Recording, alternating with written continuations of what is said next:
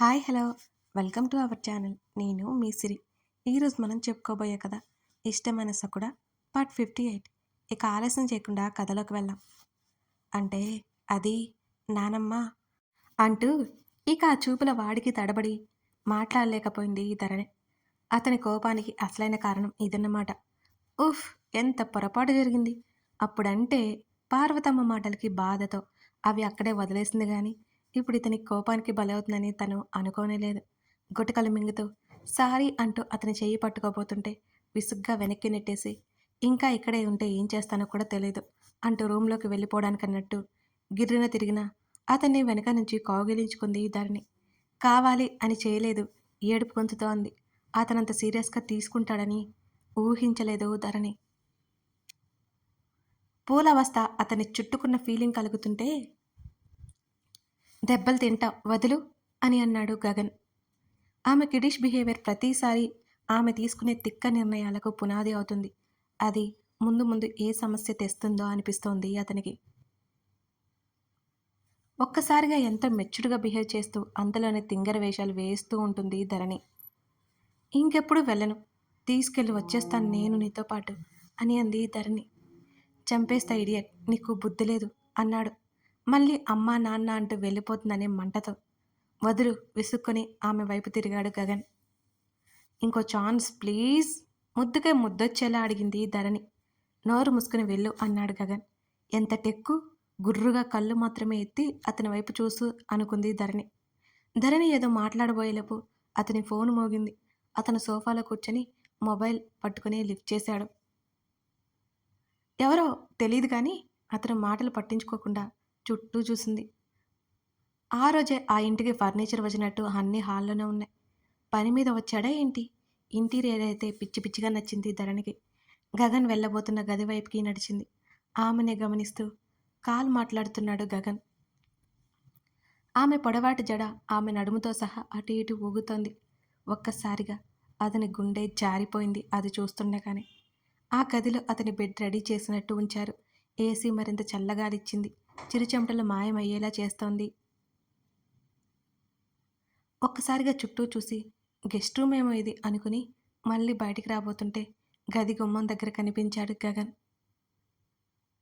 సూటిగా తగులుతున్న అతని చూపులకి బాబోయ్, చంపేస్తాడా ఏంటి? ఇంకా నా మీద కనికరం కలగలేదనుకుంటా. అతన్ని దాటి బయటికి వచ్చి ఇక్కడ కూర్చుందాం అంది ధరణి. ఏదో ఒకటి అయ్యే వరకు ఇక్కడే ఉంటావు నువ్వు అని అన్నాడు గగన్. ఇంతకుముందు ఉండలేదా ఏంటి? పోపో అంటాడు. ఆమె పక్కన కూర్చున్నాడు కాస్త కోపం చల్లారి. ఆమె మోకాళ్ళ మీద కూర్చోడానికి చీర అడ్డుపడుతుంటే విసుక్కుని ఎలాగో అలా అతని వైపు తిరిగి బ్యాలెన్స్ చేసుకోలేక ముందుకు పడి అతని ఛాతీకి ముక్కు తాకి కీచుగా అరిచింది. ఆమె భుజాలు పట్టి వెనక్కి పెట్టాడు గగన్. ఎడమ చేత్తో ముక్కు దిద్దుకుని పట్టుకోవచ్చుగా అని అతను కళ్ళు చిన్నవి చేయడంతో పర్లేదులే అంటూ ఓ నవ్వు నవ్వింది ధరణి. మోకాళ్ళ మీద కూర్చున్నా సరే, మామూలుగా కూర్చున్నా అతని ఎత్తుకు లేక అవస్థలు పడుతూ చైన్ బయటికి తీసి అతను అలాగే చూస్తున్న చూపులు తిప్పుకొని అతని మెల్లో వేసింది ఆ చైన్. అతని కుడి చేయి పట్టుకొని ఆమె చేతిలో ఉన్న రింగ్ అతని చేతిలో పెట్టి ఆమె ఎడమ చేతిని అందించింది ధరణి. ప్లీజ్, పెదవులు కదిలించింది. ఆమె చెయ్యిలాగే ఆమె వేలికి ఆ ఉంగరాన్ని అలంకరించాడు అతను. చేతిని చూసుకుని నవ్వింది. అతని చూపులు ఏమాత్రం మారలేదు. కళ్ళెత్తి చూస్తున్న ఆమెని ఒక్కసారిగా అతను మీదకు లాక్కున్నాడు. ఆ క్షణం ఉలిక్కిపాటు పడినా ఏ బదులు లేకుండా అతని భుజాలు పట్టుకుంది ధరణి. అమ్మోరులా ఏంటిది అని అడిగాడు ముఖం చిట్లించి. వినలేదా తమరు? పెళ్ళికి వెళ్లాల్సింది. మీ అత్త రెడీ చేసింది. లాస్ట్ మినిట్లో తమరి రాక కారణంగా అంటూ అతని చూపులకి ఆమె నడుం మీద బిగుసుకున్న అతని చేతి పట్టుకి గుటకలు మింగింది ధరణి. అతని మునివేళ్ళు 4 ఆమె కణత మీద నుంచి చెంప మీద రాయడంతో అరమోడ్పు కళ్ళతో అతని వైపు చూసింది. ఆగిపోయావేం అని తీక్ష్ణమైన స్వరంతో అడిగాడు. బుర్ర అటు ఇటు ఊపేసింది. నేను రాకుండా ఉండాల్సింది అంతేనా అని అడిగాడు దవడ బిగించి అతను. ఊహూహు అలా కాదు అంటూ అతను వేరేలా అర్థం చేసుకుంటాడేమోనని ధరణి ఏడుపు మొహం వేసి చూసింది అతని వంక. మరి ఆమె గడ్డం పట్టి ముందుకు తెచ్చుకున్నాడు గగన్. నునుపైన ఆమె చెక్కిళ్ళు, చిగురుటాకులైన ఆమె పెదవులు ఊరిస్తుంటే ఆమె ఊహించని విధంగా ఆమెలో భయం పోయి బిడియం చోటు చేసుకునేలా ఆమె కింద పెదవిని అతని 2 పెదవుల మధ్య బంధించాడు. ఒక్కసారిగా ఆమె కనులు వెడల్పు కాగా అతని భుజాల మీద చేతులు బిగించింది ధరణి. అతని చూపుల ధాటికి ఆమె కనురెప్పలు రెపరెపలాడాయి. సిగ్గుతో కంటి గడప మీద అవి వాలిపోయాయి. ఆ బిగి కౌగిలిలో అతనిస్తున్న గాఢ చుంబనం ఆమెలో అణువణువు పరవశించేలా చేసింది. వారం నాటి విరహం తగ్గించాలని అనిపిస్తోంది ఇద్దరికీ. ఆమె చెయ్యి అతని చెంప మీదకి చేరింది. అతని పెదవులు ఆమె పెదవులు వదిలిన మరుక్షణం ఆమె చెంప చివర్లని చేరాయి. కళ్ళు తెరవలేదు ధరణి. అతని మునిపంటి ఘాటు ఆమె చెంప మీద చేరగా చిన్నగా అరిచి ఉలిక్కిపడింది. ఆమె కంఠం మీద అతని గరుకు గడ్డంతో పాటు మీసం గుచ్చుకొని శరీరమంతా చలిపాకినట్టు అనిపిస్తోంది ధరణికి. అతని జుట్టులోకి వేళ్లు పోనిచ్చి అతనికి అనువుగా ఆమె మారిపోయింది. ఆమె నడుము చుట్టూ ఉన్న వడ్డానం తీసి అవతల పాడేశాడు. అతని పనులకి బిడియంతో వణికిపోతూ అతనిని హత్తుకుపోయింది ధరణి. చల్లగా అతని చేతులు నేరుగా ఆమె నడుము మీదే చేరాయి. ఆమె శరీరం జల్లుమంది. ఆమె మెడ మీద ముద్దు పెట్టుకుని మరోసారి ఆమెకి అతని గుర్తొకటి బహూకరించాడు. ఆమె నోటి నుంచి ఓ చిన్న నిట్టూర్పు వెలువడింది. ఏం చేస్తున్నావు? ఆమె స్వరం లోతుగా వచ్చింది. పొమ్మంటే పోయావా అంటూ ఆమె చీర పవిటికున్న పిన్ తీసి ప్రయత్నం మొదలుపెట్టాడతను. వెళ్ళిపోనా? ఆమె అడుగుతుండగా భుజాన్ని గుచ్చుకున్న పిన్ దాటికి ఆమె అరిచింది అప్రయత్నంగా. నానమ్మ, వర్ష భయం భయంగానే పిలిచింది. ఫోన్ ఎత్తవేంటే? నువ్వు ఏం వెలగబెడుతున్నావు? పార్వతమ్మ చిరాగ్గా అంది. ఆఫీసులో బిజీ నానమ్మ, సాయంత్రం టైర్డ్ అయిపోతున్నాను, వర్ష తడబడుతూ చెప్పింది. నువ్వు వెలగబెట్టింది చాలే, ఇంటికి రా ముందు. పార్వతమ్మ మాటలకి వర్ష గతుక్కుమంది. ఏమైంది నానమ్మ అని అడిగింది వర్ష. వర్షు, ఆదిత్య గదిలోకి వస్తూనే పిలవడంతో ఉలిక్కిపడింది వర్ష. ష్ ష్ అని ఆదిత్యకి సైగ చేసింది. ఎవరే? ఎవరితో మగపిల్లాడి గొంతు వినిపించింది అని అడిగింది పార్వతమ్మ సీరియస్గా. అది ఎవరు ఆఫీస్లో నానమ్మ, మా మేనేజర్ పిలుస్తున్నారట, కంగారుగా చెప్పింది వర్ష. అప్పుడే వెళ్ళిపోయావటే అని అడిగింది పార్వతమ్మ. అవును నానమ్మ, ఫోన్ మాట్లాడితే బాగోదు, నేను ఈవినింగ్ ఇంటికి వెళ్ళాక కాల్ చేస్తాను అని అంది వర్ష. ఇల్లేంటే? ఉండేది హాస్టల్లో కదూ? పార్వతమ్మ ఆరా తీసింది. అదేనమ్మా, హాస్టల్లోనే ఉన్నాను, ఫ్లోలో ఇల్లు గుర్తొచ్చి అలా వచ్చింది అని భయం భయంగానే చెప్పింది వర్ష. సర్లే, ఈ ఆదివారం అన్న ఇంటికి రా. చెప్తే మాట వినకుండా అక్కడెక్కడో ఉంటున్నావు. విసుక్కొని కాలు కట్ చేసింది పార్వతమ్మ. గట్టిగా ఊపిరి పీల్చుకుంది వర్ష. ఎదురుగా ఉన్న ఆదిత్య కళ్ళు ఎగరేసి నవ్వాడు. మా నానమ్మ అది, నేను ఇక్కడున్నానని తెలిస్తే చంపేస్తుంది, గుండెల మీద చేయి వేసుకుంటూ చెప్పింది వర్ష. చెప్పొచ్చుగా మన మేటర్, ఆమెను కౌగిలించుకుంటూ అన్నాడు ఆదిత్య. చెప్తాను, కాస్త టైం పడుతుంది. గగన్ పెళ్ళి అవగానే చెప్పేయాలని ఆలోచనలో ఉంది వర్ష. అప్పుడే తన నానమ్మ ఒప్పుకుంటుందని ఆమెకి నమ్మకం. సరే, నేను రెడీ అయ్యి ఆఫీస్కి బయలుదేరతాను అంటూ టాల్ తీసుకుని బాత్రూంలోకి వెళ్ళిపోతున్న వర్ష చేతిని పట్టుకున్నాడు ఆదిత్య.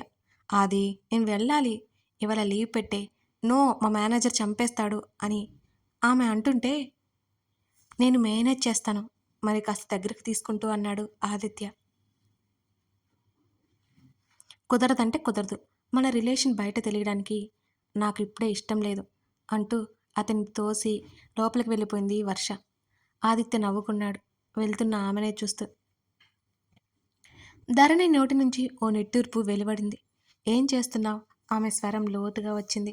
పొమ్మంటే పోయావా అంటూ ఆమె చీర పవిటికి ఉన్న పిన్ తీసే ప్రయత్నం మొదలుపెట్టాడు అతను. వెళ్ళిపోనా? ఆమె అడుగుతుండగానే ఆమె భుజానికి పిన్ గుచ్చుకొని చిన్నగా అరిచింది అప్రయత్నంగా. వెళ్ళావంటే చచ్చావే, వెళ్లకుండా బ్రతికిపోయావు. అతని మాటలకి ఆశ్చర్యంగా చూసింది ధరణి.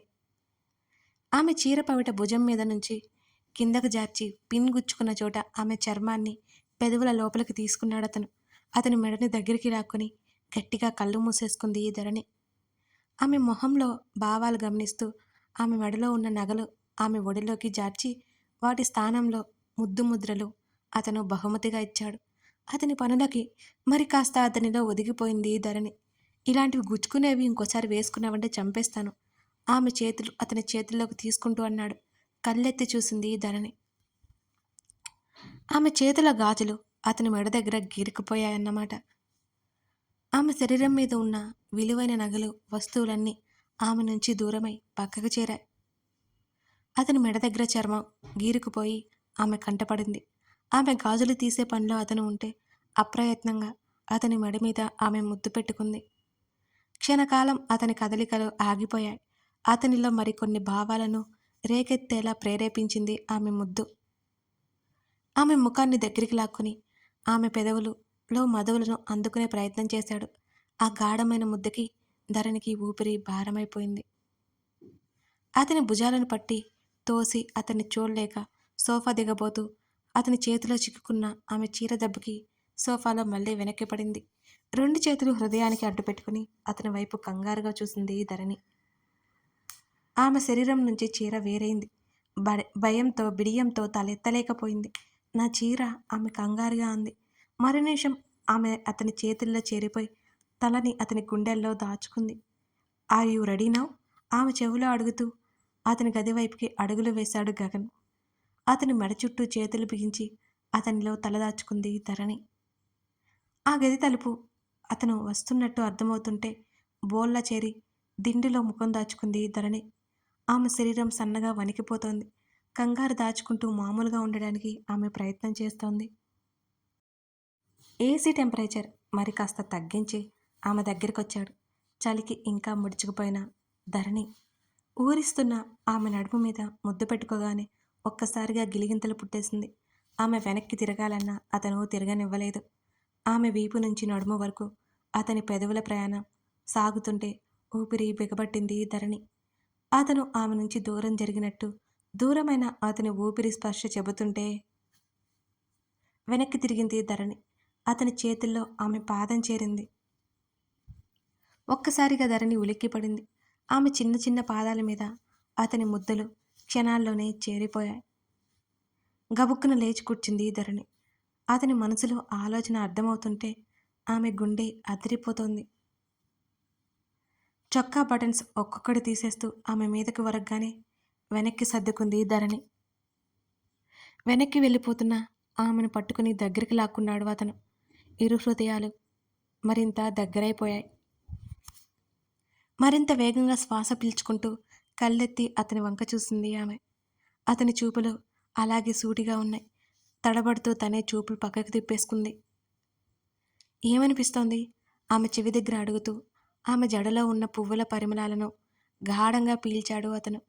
అతను ఊపిరి మెడవంపున చేరి గిలిగింతలు పెడుతుంటే ఆమె చెయ్యి అతని హృదయం మీద మోపింది. ఆమె చెంపల మీద ముద్దు పెట్టుకుంటూనే ఆమె కళ్ళల్లోకి చూశాడు గగన్. అతని కళ్ళ వైపు ఒకసారి చూసి అతని హృదయం మీద పెదవులు తాకించింది. ఒక్క క్షణం అతన్ని పరవశానికి గురిచేసింది ఆమె. అతనది ఊహించలేదు. తనేం చేసిందో అర్థమై ఆమె బెదిరి పారిపోవడానికి చూస్తుందని అనుకున్నాడు. కానీ ఆమె ఇష్టంగా హత్తుకున్న క్షణం అతనికి తెగ నచ్చేసింది. మెచ్యూరిటీ కనిపిస్తోంది నీలో అంటున్న అతని మాటలు ఆమె చెంపలు కెంపులయ్యాయి, మంకెన్లయ్యాయి. సిగ్గుతో కందిన ఆమె మోము అతన్ని నిలవనివ్వడం లేదు. ఆమె ముఖం మీద చేరుతున్న అతని ముద్దులకి ఆమె కళ్ళు తెరవనే లేదు. ఆమె హృదయపు లోతుల్లో అతని మీసపు గుచ్చుళ్ళు తీయని వేదన కలిగిస్తుంటే తాళలేకపోతోంది. ఆమె మోకాళ్ళు పట్టి లాగి ఆమెని వెనక్కి నెట్టి ఆమె మీద చేరగా అతన్ని చూస్తూ కళ్ళతోనే అతన్ని ఆహ్వానించింది. అతని బలమైన భుజాల మీద ఉన్న చొక్కాని ఆమె సుకుమారమైన చేతులు తొలగించాయి. అతని ఛాతీని నెమ్మదిగా చేత్తో తాకి అతని కళ్ళల్లోకి చూసింది ధరణి. గుచ్చుకునేలా ఉన్న అతని చూపులకి టక్కున పక్కకి తిరిగిపోయింది. ఆమె భుజం మీద నుంచి వస్త్రం పక్కకి లాగి తెల్లని ఆమె శరీరం మీద పచ్చగా మెరుస్తున్న అతని పేరుని ముద్దు పెట్టుకున్నాడు. విచ్చుకున్నాయి ఆమె పెదవులు. ఆమె నడుము వంపు మీద నెమ్మదిగా తడమడంతో తన్మయత్వంగా కళ్ళు మూసుకుంది ధరణి.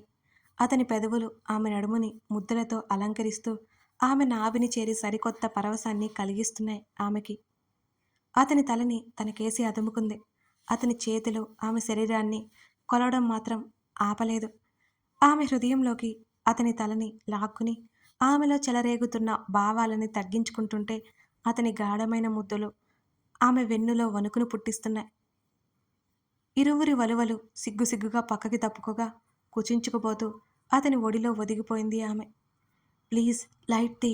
అతని శరీరం కింద దాక్కుంటూ అతని తాకిళ్ళకి వేడి నిట్టూర్పులు వదులుతూ అంది. ఇది నైట్ కాదు గుర్తు చేశాడు. మాటలు రాకుండా ఆమె పెదవులు మరోసారి అందుకున్నాడు. తర్వాత ఏడ్చావంటే పాతేస్తా మృదు గంభీరంగా చెప్పి ఆమె మెడవంపులో అతని గుర్తు అద్దాడు. చిన్నగా అంది. ఇద్దరి మీదకి చేరిన తెల్లటి దుప్పటి వాళ్ళను దాచేస్తోంది. వలుపు వాన ఇద్దరిని తడిచి ముద్దయ్యేలా చేస్తోంది. గాఢ చుంబనాల మధ్య, బిగి కౌగిళ్ల మధ్య, నిశ్చలమైన 4 గోడల మధ్య, చల్లని పవనాల మధ్య వారి ప్రణయం అందంగా మొదలైంది. ఆమెలో బిడియాలు భయాలు తొలగించే దిశగా అతను పూనుకున్నాడు. అతని ముద్దుల తడికి, మీసపు గుచ్చులకి, మునిపంటి తాకిళ్ళకి, మునివేళ్ల గిలిగింతలకి ప్రతిసారి ఆమె శరీరంలో ప్రతి కణం కదిలిపోతుంది. ఆమె అణువణువు తీయని వేదనని అనుభవిస్తోంది. ప్రేమ సరాగాలు సాగుతున్న వేళ ఆమె నీరసించిపోకుండా ఆమెకి కొత్త ఉత్సాహం అందిస్తూ, ఆమెను ఓడిపోనివ్వకుండా అతను గెలుస్తూ, చిరుగాలిని కూడా చెంత చేరనివ్వకుండా ఇరు దేహాలని దగ్గరగా చేస్తూ అతని ప్రేమను పూర్తిగా చూపించడం అతను మొదలుపెట్టాడు. బావా! ఆమెలో చెలరేగుతున్న భావాల భారాన్ని మోయలేక పిలుస్తున్న ఆమె పిలుపుకి క్షణకాలం అతను నిశ్చలంగా అయిపోయాడు. అంతలోనే అందంగా పెదవులు సాగదీసి ఆమె అందాల విందును ఆస్వాదించే పనిలో పడ్డాడు అతను. అతని ప్రేమలో గాఢతకి ఆమె శరీరం చిగురుటాకవుతోంది. లేలేత తామరలా ఉన్న ఆమె శరీరం విపరీతంగా వణికిపోతోంది. అతని బలమైన దేహం కింద అవస్థలు పడుతోంది ఆమె శరీరం. అతనిలో ఆమె, ఆమెలో అతను కరిగిపోయిన ఆ క్షణం ఆమె కంటి కొనలు నీటిని చిప్పిల్లేలా చేశాయి. ఆ మధురమైన అనుభూతి మనసు పొరల్లో నిక్షిప్తం చేసుకుంటూ ఇష్టంగా అతన్ని కౌగిలించుకుని కన్నీళ్ళు ఆపుకుంది. చిరుదరహాసం చేశాయి ఆమె పెదవులు ఈసారి. బావా అని ఒకటి కాదు రెండు కాదు పదే పదే మంత్రమై జపిస్తూ ఉంటే అతనిలో సరికొత్త ఉత్సాహం నెలకొంది. అతని వల్ల ఆమె మర్చిపోయిన ఆ పిలుపు అతని మూలంగానే ఆమె నోటి నుంచి వెలువడింది. ఇరు దేహాల మీద స్వేదం చెప్పలేనంత గర్వంగా మెరుస్తుంటే ఆ గర్వాన్ని అణచాలని ఏసీ గాలి తెగ శ్రమ పడుతోంది.